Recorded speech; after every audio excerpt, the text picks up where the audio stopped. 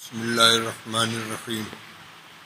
الحمد للہ رب العالمین والصلاة والسلام علی سید الانبیاء والمرسلین سیدنا و نبینا و مولانا محمد وعلی آلہ واصحابہ اجمعین اما بعد فعن ابو ہریرہ رضی اللہ تعالی عنہ قال قال رسول اللہ صلی اللہ علیہ وسلم ما من یوم يصبح العبد فيه إلا ملكان ينزلان يقول أحدهما اللهم أعط منفقا خلفا ويقول الآخر اللهم أعط ممسكا تلفا متفق عليه.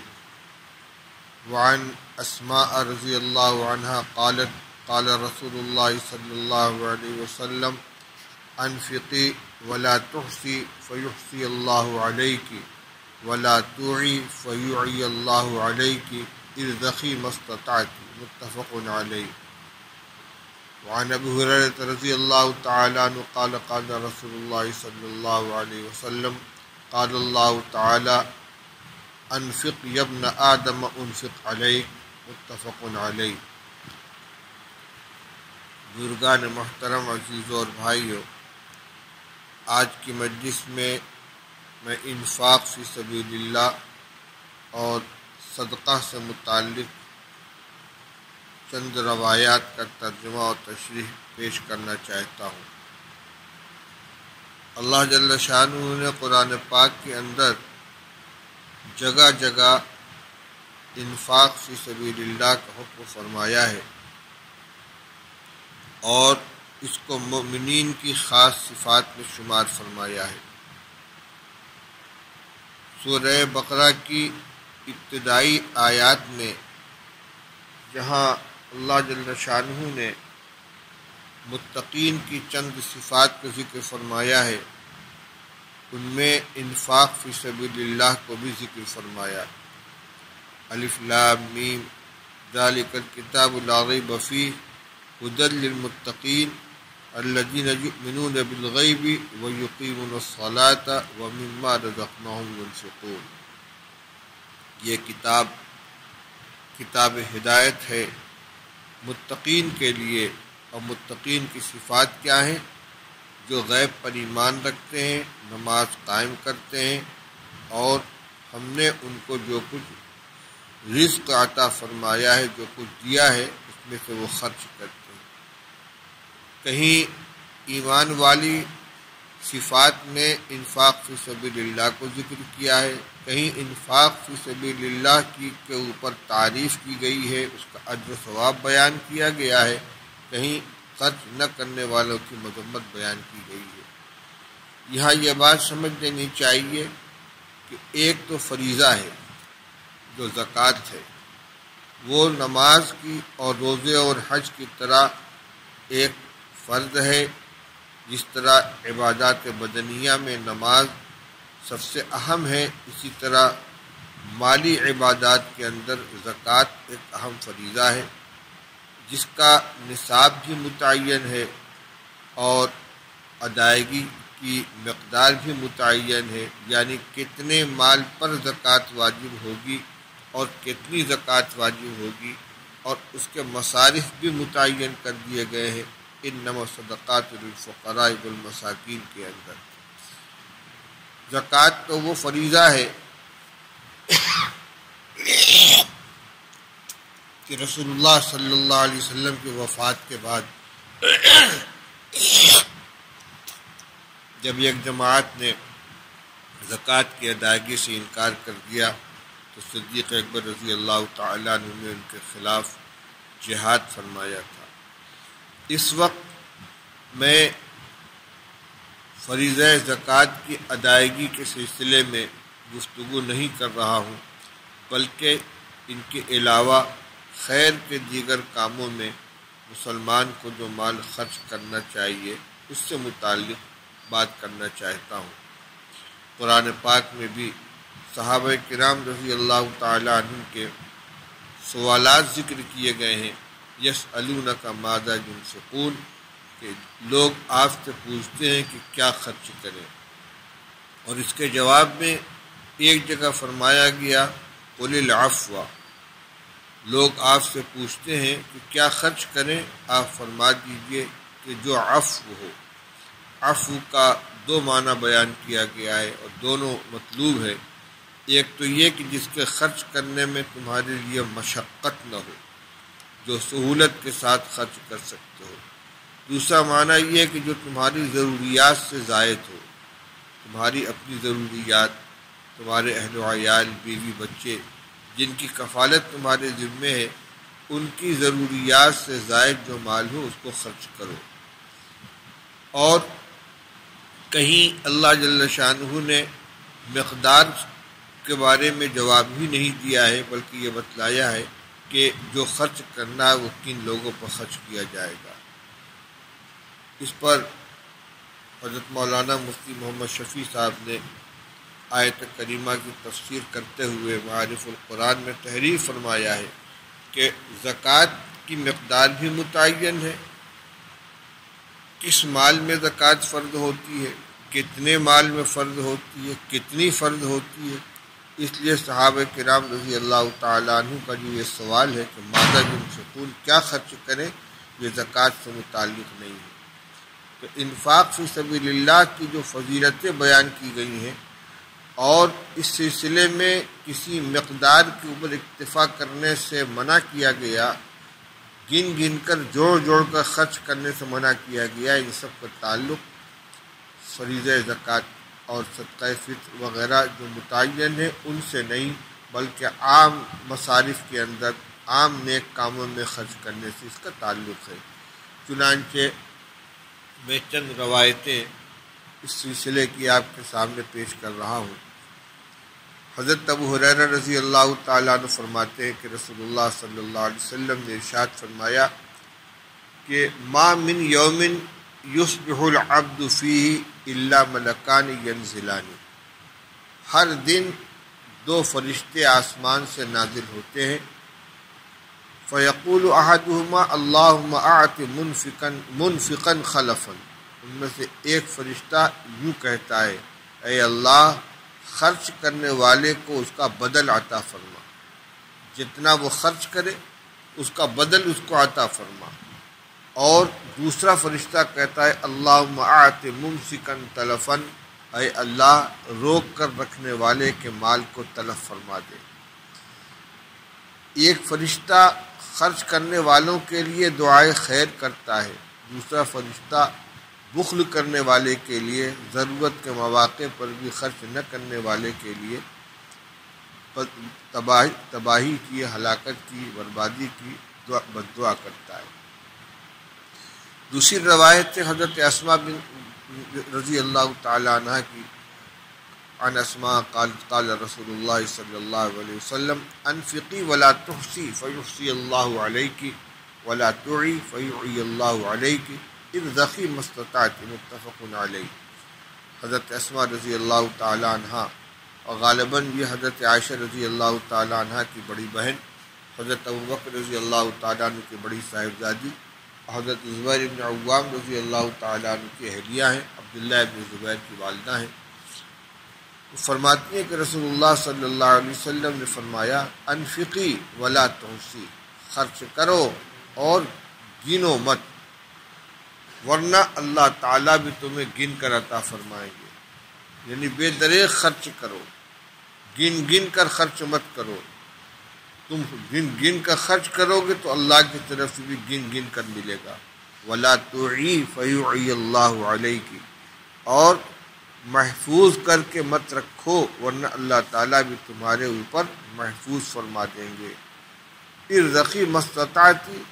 عطیہ دیتی رہو، خرچ کرتی رہو جتنا بھی تم سے ہو سکے۔ یعنی کسی خاص مقدار کا انتظار نہیں کرنا ہے کہ اتنا ہو تو ہم خرچ کریں گے، بلکہ جو میسر ہو آسانی کے ساتھ اس کو خرچ کرتی رہو۔ عن ابی ہریرہ رضی اللہ تعالیٰ عنہ قال قال رسول اللہ صلی اللہ علیہ وسلم قال اللہ تعالیٰ انفق یا ابن آدم انفق علیک، متفق علیہ۔ ابو ہریرہ رضی اللہ عنہ فرماتے کہ رسول اللہ صلی اللہ علیہ وسلم نے ارشاد فرمایا کہ اللہ تعالیٰ فرماتے ہیں اے ابن آدم تو خرچ کر، میں تیرے اوپر خرچ کروں گا۔ ان تمام روایات میں یہ بات کوئی مقدار متعین نہیں کی جا رہی ہے۔ میرا مقصد ان روایات کے پیش کرنے کا یہ ہے کہ ہمارا عام طور پر مزاج خرچ کرنے کے سلسلے میں جس وسعت کا ہونا چاہیے وہ نہیں ہوتا۔ بہت سے مواقع ایسے آتے ہیں ضرورت ہمارے سامنے رہتی ہے، لیکن ہم حساب جوڑتے رہتے ہیں۔ جب اللہ تعالیٰ نے یہ فرما دیا قُلِ الْعَفْوَ، جو تمہاری ضرورت سے زائد ہو وہ خرچ کرو، تو پھر یہ سوچنا کہ ہم نے اتنا خرچ کر دیا، اتنا چندہ دے دیا، اتنی مدد کر دی، لہذا کام ختم ہو گیا، یہ نہیں ہونا چاہیے۔ اگر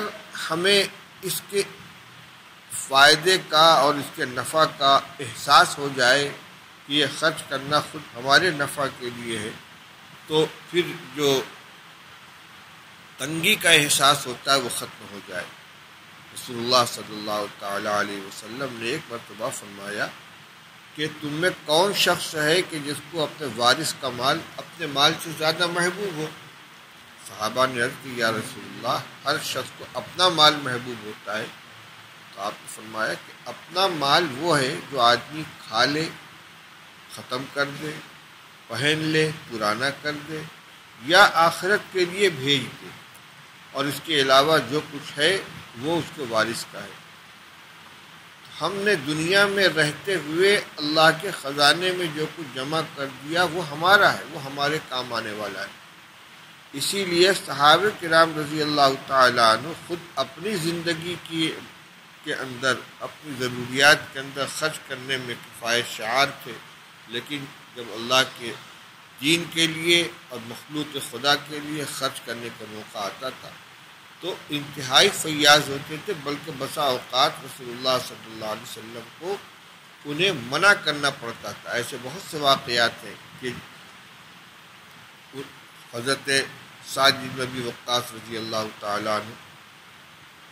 سفر کے اندر رسول اللہ صلی اللہ علیہ وسلم کے ساتھ ہیں مکہ مکرمہ میں۔ یہ فتح مکہ کا سفر ہے، یہ حجۃ الوداع کا سفر ہے،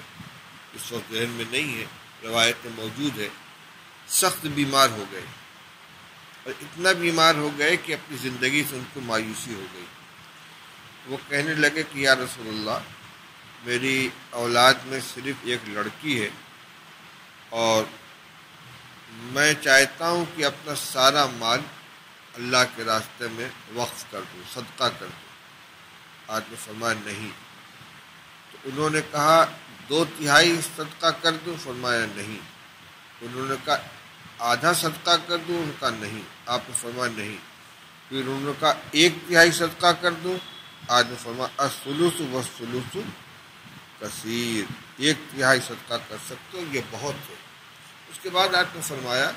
کہ لَأَن تَدَعَ وَرَثَتَكَ أَغْنِيَاءَ خَيْرٌ لَكَ مِنْ أَن تَدَعَهُمْ عَالَةً يَتَكَفَّفُونَ النَّاسَ أَوْ كَمَا قَالَ رسول اللہ صلی اللہ علیہ وسلم۔ تم اپنے ورثہ کو غنی چھوڑ کر دنیا سے جاؤ، یہ زیادہ بہتر ہے بمقابلے اس کے کہ تم ان کو فقیر چھوڑ کر جاؤ، وہ لوگوں کے سامنے ہاتھ پھیلاتے رہے۔ ایسا نہیں ہے کہ صدقہ خیرات کرنے کا مقصد اپنے ورثہ کو محروم کر دینا ہے۔ اسی لیے مرد وفات کے اندر 1/3 سے زیادہ وصیت کرنے کی اجازت نہیں دی گئی ہے، 1/3 سے زیادہ صدقہ کرنے کی اجازت نہیں ہے۔ چنانچہ ایک روایت ہے عن ابی ہریرہ رضی اللہ تعالیٰ عنہ قال رجل یا رسول اللہ ای الصدقۃ اعظم اجرا، ایک شخص نے عرض کیا کہ یا رسول اللہ کون سا صدقہ سب سے زیادہ اجر والا ہے؟ قال ان تصدق وانت صحیح شحیح تخشى الفقر وتأمل الغنى، بہترین صدقہ وہ ہے، سب سے زیادہ اجر والا صدقہ وہ ہے کہ تم اس حال میں صدقہ کرو کہ تم تندرست ہو، مال کی محبت بھی دل میں ہو، فقر کا اندیشہ بھی ہو، خوشحالی کی امید بھی ہو، ولا تمهل حتى اذا بلغت الحلقوم قلت لفلان كذا ولفلان كذا، اتنا مؤخر مت کرو کہ جب جان حلق کو آ پہنچے تو کہنے لگو کہ فلاں کے لیے اتنا، فلاں کے لیے اتنا، وقت کان لفلان، حالانکہ اب تو وہ فلاں کا ہو چکا۔ روایت کا مضمون واضح ہے کہ زندگی میں جب آدمی تندرست ہے، ضروریات بھی اس کے سامنے ہیں، مال کی محبت بھی دل میں ہے، فقر کا اندیشہ بھی ہے کہ خرچ کر دوں گا تو خالی ہاتھ ہو جاؤں گا، کوشش بھی کر رہا ہے، امید بھی رکھتا ہے کہ خوشحالی آئے گی، ایسے وقت میں جو صدقہ کرے گا یہ زیادہ بہتر ہے بمقابلے اس کے کہ زندگی بھر کچھ نہ کرے، یا اس طرف جیسی توجہ ہونی چاہیے توجہ نہ کرے، اور مرتے وقت وصیت کر دے کہ اتنا مسجد میں دے دینا، اتنا مدرسے میں دے دینا، اتنا فلاں کو دے دینا، اتنا فلاں کو دے دینا۔ وصیت کے بھی ضابطے ہیں، اس کے مطابق عمل کیا جاتا ہے۔ یہاں آپ نے فرمایا کہ اب جو تم فلاں کو اور فلاں کو کہہ رہے ہو وقت کان لفلان، حالانکہ وہ مال تو فلاں کا ہوگا۔ اس کی شرح کرتے ہوئے محشی نے لکھا ہے کہ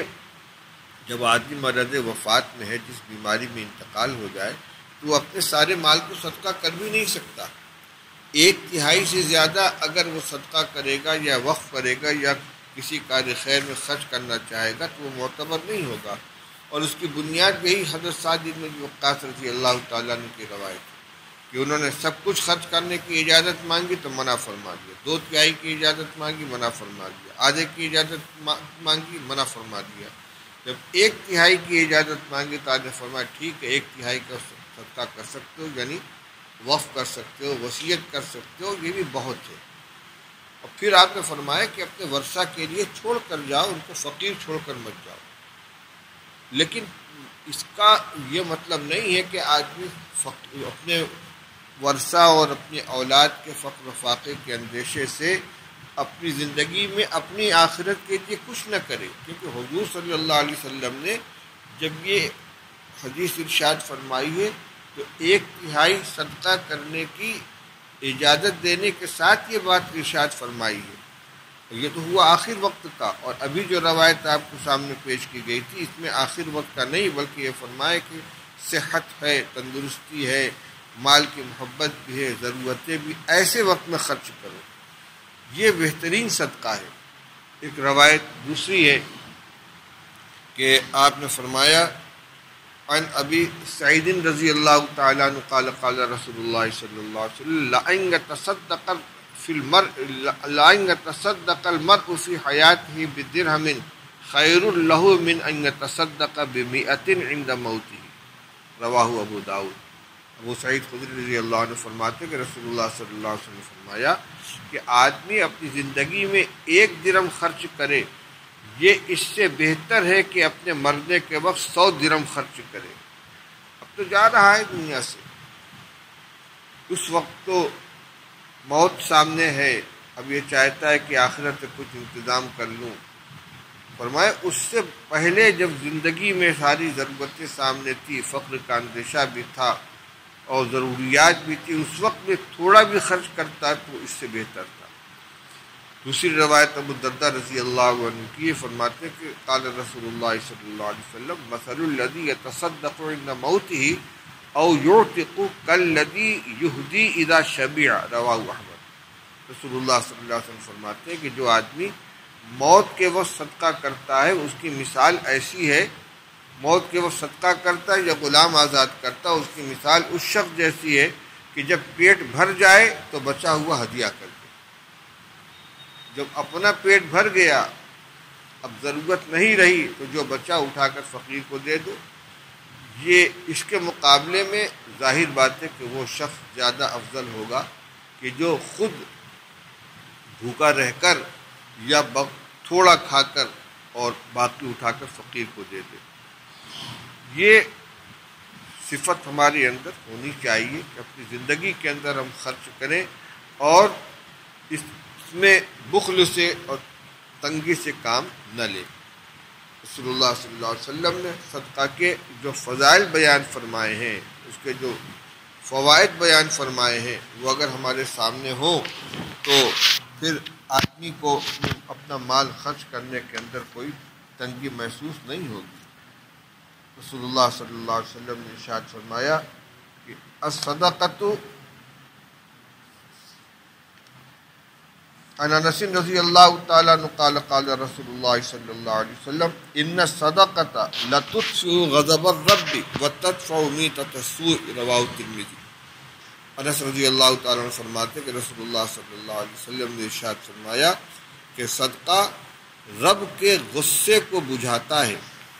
اور بری موت کو دفع کرتا ہے۔ صدقہ اللہ جل شانہ کے غصے کو، ناراضگی کو دفع کرتا ہے، اس کی غصے کی آگ کو بجھاتا ہے اور بری موت سے بچاتا ہے۔ اب اس وقت خاص طور سے جو حالات چل رہے ہیں، یہ خوف اور ہراس کا ماحول ہے، اور عام طور سے سب کی زبان پہ یہ بات ہے کہ ہم نے اپنی بدعمالیوں کی بنا پر اللہ جل شانہ کو ناراض کر رکھا۔ دعائیں بھی کرتے ہیں کہ اللہ اپنا غضب ختم فرما دے۔ اس روایت کے اندر اللہ کے غضب کو ختم کرنے اور مٹانے اور اس کو بجھانے کا راستہ بتایا گیا ہے کہ صدقہ کرو، صدقہ کرو۔ یہ صدقہ ایک تو اللہ کے غصے کو بجھاتا ہے، ٹھنڈا کرتا ہے، دوسرے بری موت سے کو دفع کرتا ہے۔ بری موت کیا ہے؟ ایک تو سوء خاتمہ، کہ ایمان کے اوپر اور اچھے گمان کے اوپر خاتمہ نہ ہو، بری حالت کے اندر گناہ میں اور معصیت میں مبتلا رہتے ہوئے آدمی کا خاتمہ ہو جائے اور اس کا آخر حال جو ہے وہ اچھا نہ ہو۔ شیخ عبدالحق محدث دہلوی رحمۃ اللہ علیہ نے یہ معنی بیان فرمایا ہے۔ اس کے علاوہ اور بھی وہ چیزیں کہ جو سوء خاتمہ کے اوپر دلالت کرنے والی ہیں، صدقہ خیرات کرنے سے آدمی اس سے محفوظ رہتا ہے۔ اس وقت اور بھی خیر کے راستے ہیں۔ اچانک لوگوں کے انتقال کی اطلاعات آ رہی ہیں، ان میں بہت سے وہ ہیں، نوجوان ہیں، اپنے فیملی کے ذمہ دار ہیں، انتقال کر گئے، بیماری کا شکار ہوئے، دنیا سے رخصت ہو گئے، کوئی ان کے گھرانے کی سرپرستی کرنے والا نہیں، یتیم بچے ہیں۔ ایسے موقع پر آدمی اپنے مال کا کچھ حصہ ان یتیم بچوں کی پرورش کے لیے اگر متعین کر دے، یہ اس کے لیے بہت بڑا بہترین صدقہ ہے۔ اس کے مستقل فضائل بیان کیے گئے ہیں کہ جس گھر کے اندر کسی یتیم کی پرورش کی جاتی ہے، چاہے اپنے یہاں کا یتیم ہو، مثلا والد کا انتقال ہو گیا تو بڑا بھائی چھوٹے بھائی کی پرورش کر رہا ہے، یہ اپنے گھر کا یتیم ہے، یا کسی ایسے شخص کا انتقال ہو گیا کہ جس کے چھوٹے چھوٹے بچے ہیں، دوسرے یتیم بچوں کی پرورش اپنے ذمہ لے لی، خواہ اپنے گھر میں لا کر ان کی پرورش کرے یا ان کے لیے کچھ خرچ متعین کر دے، بیوہ کے لیے کچھ خرچ متعین کر دے، کچھ وظیفہ متعین کر دے، یہ بہترین گھر قرار دیا گیا ہے۔ پھر اس میں یہ نہیں کہ صدقات جو زکوٰۃ کی رقم میں صرف اس کو خرچ کیا جائے، اس میں تو مسائل ہیں۔ بیوہ ہے، آج کل عورتوں کے پاس تھوڑے بہت زیورات بھی ہوتے ہیں جس کی وجہ سے وہ صاحب نصاب بن جاتی ہیں، لیکن ان کے پاس روز کے خرچ کے لیے کچھ نہیں ہے۔ اسی طرح یتیم بچہ ہے تو نابالغ کو زکوٰۃ دینے کے لیے تحقیق کرنی پڑتی ہے کہ ان کا جو ولی شرعی ہے وہ غنی ہے یا فقیر ہے، لیکن اپنی وہ رقم جو ہم کھاتے ہیں، اپنے اوپر خرچ کرتے ہیں، اپنے بچوں کے اوپر خرچ کرتے ہیں، اس کے صرف کرنے کے اندر کوئی مسئلہ نہیں آتا۔ اس لیے جو کچھ اللہ تعالیٰ نے عطا فرمایا ہو اپنے اوپر خرچ کرے، اور اس کے علاوہ اپنے پڑوسیوں کے اوپر، رشتہ داروں کے اوپر، یتیموں کے اوپر خرچ کریں، انشاءاللہ اس کی وجہ سے اللہ تعالیٰ دنیا میں بھی برکت عطا فرمائیں گے اور آخرت میں تو جو کچھ ملے گا وہ ملے گا ہی۔ صدقہ خیرات کرنے سے اپنے مال کی حفاظت بھی ہوتی ہے۔ حدیث پاک میں واقعہ بیان کیا گیا ہے، ایک صحابی کہتے ہیں کہ میں روایت سناتا ہوں، ابو ہریرہ رضی اللہ تعالیٰ عنہ کو فرماتے ہیں کہ رسول اللہ صلی اللہ علیہ وسلم نے ارشاد فرمایا کہ بین رجل بفلاۃ من الارض فسمع صوتا فی صحابۃ اسق حدیقۃ فلان۔ رسول اللہ صلی اللہ علیہ وسلم فرماتے ہیں کہ ایک شخص ایک صحرا میں تھا، اس کو بادل کے اندر سے آواز سنائی دی کہ فلاں شخص کے باغ کو سیراب کرو، یعنی بادل کو مخاطب کر کے اس کو حکم دیا جا رہا ہے کہ فلاں شخص کے باغ میں پانی برساؤ۔ کہتے ہیں کہ فتنحى ذلك السحاب فافرغ ماءه في حرة، وہ بادل ایک طرف کو ہٹا اور اس نے اپنا سارا پانی ایک پتھریلے میدان میں بہا دیا، خوب پانی برسا اور سارا پانی بادل کا ایک پتھریلے میدان کے اندر برس گیا۔ فَإِذَا شَرْجَةٌ مِّن تِلْكَ الشِّرَاجِ قَدْ اسْتَوْعَبَتْ ذَلِكَ الْمَاءَ كُلَّهُ، پھر وہ سارا کے سارا پانی ایک نالی کی شکل میں اکٹھا ہوا۔ قَدْ اسْتَوْعَبَتْ ذَلِكَ الْمَاءَ كُلَّهُ، نالی نے سارے پانی کو اپنے اندر لے لیا اور بہنا شروع ہو گیا۔ فَتَتَبَّعَ الْمَاءَ، یہ شخص جس نے یہ آواز سنی تھی اس نالی کے راست کی طرف بڑھا، یہ پانی کہاں جا رہا ہے دیکھوں۔ فَإِذَا رَجُلٌ قَائِمٌ فِي حَدِيقَتِهِ يُحَوِّرُ الْمَاءَ بِمِسْحَاتِهِ، تو جہاں پانی پہنچ رہا تھا وہاں دیکھا کہ ایک شخص کھڑا ہوا ہے اپنے باغ کے اندر اور پھاوڑا لیے ہوئے اپنے پانی کو اپنے باغ کی طرف پھیر رہا ہے۔ قال له یا عبد اللہ مسلک، ان صاحب نے اس باغ والے سے پوچھا بھائی تمہارا نام کیا ہے؟ قال فلان الاسم الذي سمع في الصحابة، وہ تو وہی نام بتلایا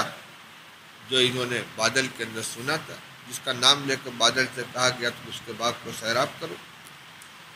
فقال له یا عبد اللہ لم تسألوني عن اسمی، تو نام تو بتا دیا، پھر کہنے لگا بندہ خدا تم اس سے میرا نام کیوں پوچھ رہا ہے؟ قال انی سمعت صوتا فی السحاب الذی هذا ماؤه ويقول اسق حدیقۃ فلان لاسمک،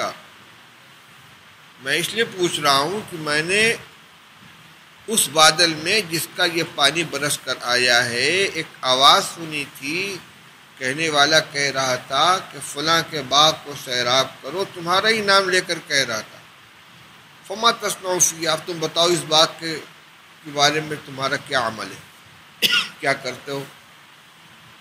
قال اما اذا قلت هذا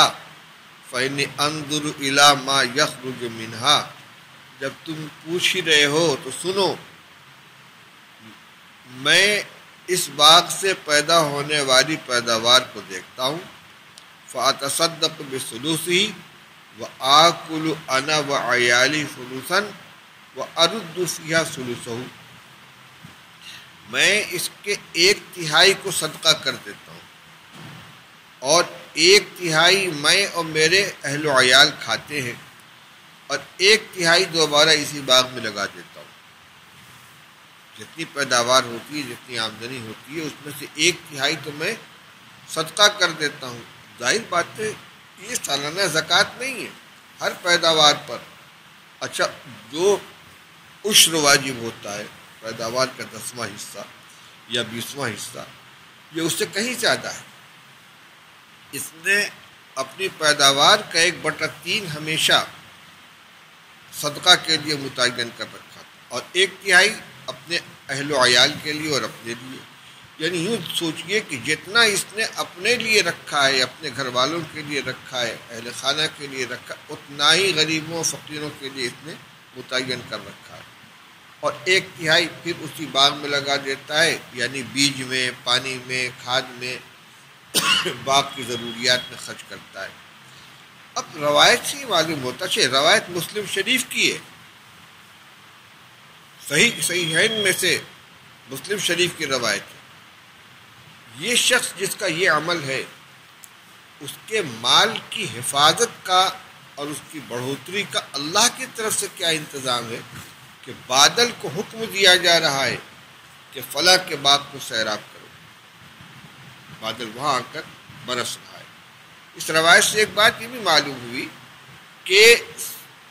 جس طرح اس کا یہ 1/3 مال صدقہ کرنا مقبول تھا، اسی طرح 1/3 اپنے اوپر اور اپنے اہل و عیال پر خرچ کرنا بھی مقبول ہے۔ صدقہ خیرات کرنے کا جو حکم دیا جا رہا ہے، اس کا یہ مطلب ہرگز نہیں ہے کہ اپنے اہل و عیال پر، اپنے بیوی بچوں پر خرچ کرنے میں آدمی تنگی کرے، نہیں، یہ بہترین صدقہ ہے، یعنی اس پر صدقے سے زیادہ ثواب ملتا ہے، اس کو بوجھ نہیں سمجھنا چاہیے۔ جب خرچ کرے یہ سوچ کر کہ اللہ نے ان کا حق میرے ذمہ متعین کیا ہے، ان کی کفالت میرے ذمہ ہے، ان کا خرچہ میرے اوپر ہے، اور اسی نیت سے وہ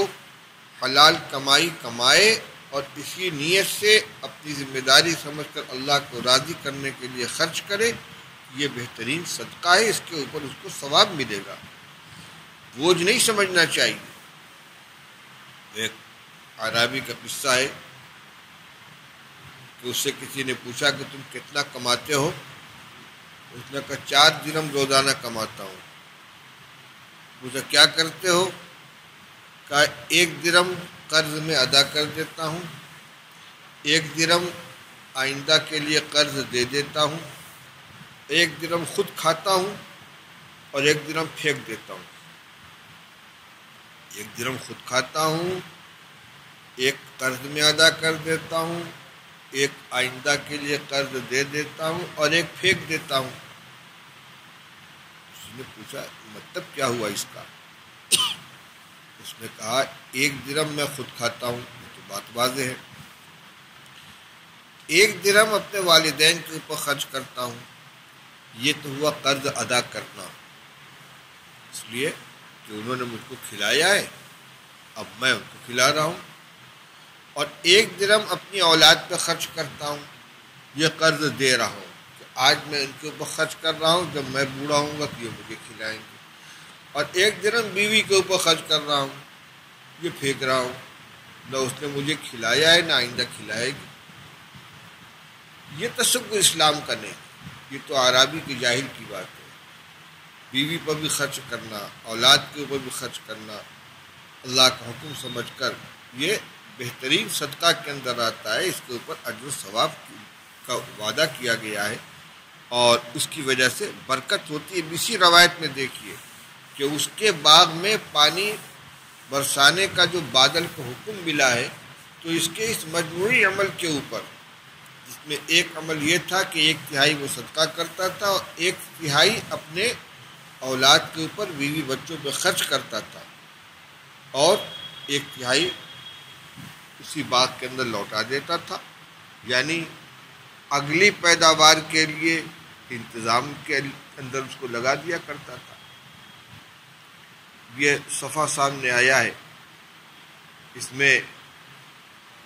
رسول اللہ صلی اللہ تعالیٰ علیہ وسلم نے بخیل کو اور احسان جتلانے والے کو وعید سنائی ہے۔ عن ابی بکر صدیق رضی اللہ تعالیٰ عنہ قال قال رسول اللہ صلی اللہ علیہ وسلم لا يدخل الجنۃ خب ولا بخیل ولا منان، رواہ ترمذی۔ ابو بکر صدیق رضی اللہ تعالیٰ عنہ سے بہت محدود روایتیں منقول ہیں، حالانکہ حاضر باش رسول اللہ صلی اللہ علیہ وسلم کی خدمت کے سب سے زیادہ، لیکن یہ احتیاط کرتے تھے روایات کے بیان کرنے میں۔ ایک روایت یہ بھی وہ فرماتے کہ رسول اللہ صلی اللہ علیہ وسلم نے ارشاد فرمایا کہ جنت میں نہیں جائے گا خب، کمینہ آدمی، اور نہ بخیل اور نہ احسان کر کے جتلانے والا۔ جنت میں نہ جانے کا مطلب یہی ہے کہ جب شریف آدمی، سخی آدمی اور نیک آدمی جنت میں جائے گا تو یہ اس وقت نہیں جائے گا، اس وقت اس کو داخلہ نہیں ملے گا، دخول اولی سے یہ محروم رہ جائے گا۔ بہرحال یہ بخل جو ہے یہ ان چیزوں میں سے ہے کہ جو اس کو جنت میں لے جانے سے مانع بنے گا، رکاوٹ بنے گا۔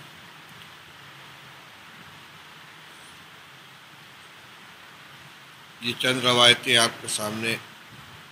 پیش کی گئی۔ مقصد یہ ہے کہ اللہ تعالیٰ نے جتنی بھی وسعت عطا فرمائی ہو، جتنی بھی استطاعت عطا فرمائی ہو،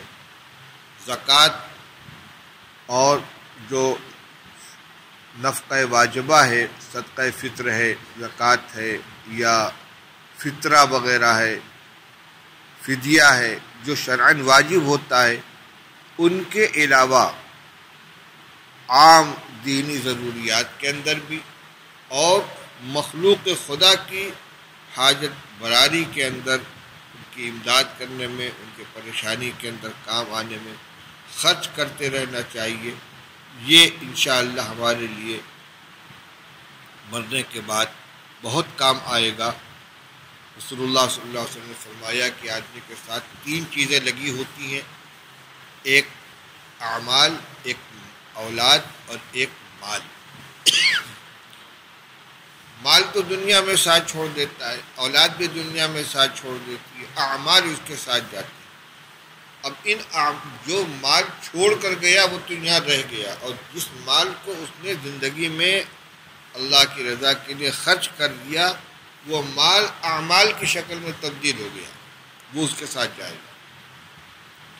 جو مال کی شکل میں چھوڑ کر گیا وہ تو رہ گیا، اور جس مال کو اعمال میں تبدیل کر لیا وہ اس کے اپنے کام آئے گا، وہ اس کے ساتھ قبر میں بھی جائے گا، میدان محشر میں بھی اس کے کام آئے گا۔ اللہ تعالی ہمیں اس کی توفیق نصیب فرمائے۔ خاص طور سے آج کل کے حالات میں جہاں اچانک کوئی ضرورت مند سامنے آ جاتا ہے، بیماری کی حالت میں امداد کی ضرورت پیش آتی ہے، کوئی سہارا دینے والا نہیں ہوتا، اللہ تعالیٰ نے جس کو جتنی استطاعت عطا فرمائی ہو اپنی مالی امداد کے ذریعے اس کو سہارا دینا چاہیے، اور حادثات کے اندر جو گھرانے، جو بچے، جو عورتیں متاثر ہوں، اللہ تعالیٰ توفیق عطا فرمائے، ان کی کفالت کے اندر حصے دار بننا چاہیے۔ روایتیں بہت سی ہیں، بہت وسیع باب ہے، مختصر وقت کے اندر میں نے چند روایتوں کا انتخاب کر کے آپ کے سامنے پیش کیا ہے۔ اللہ تعالیٰ مجھے بھی عمل کرنے کی توفیق عطا فرمائے، اور تمام دوستوں کو۔ وآخر دعوان الحمدللہ رب العالمین۔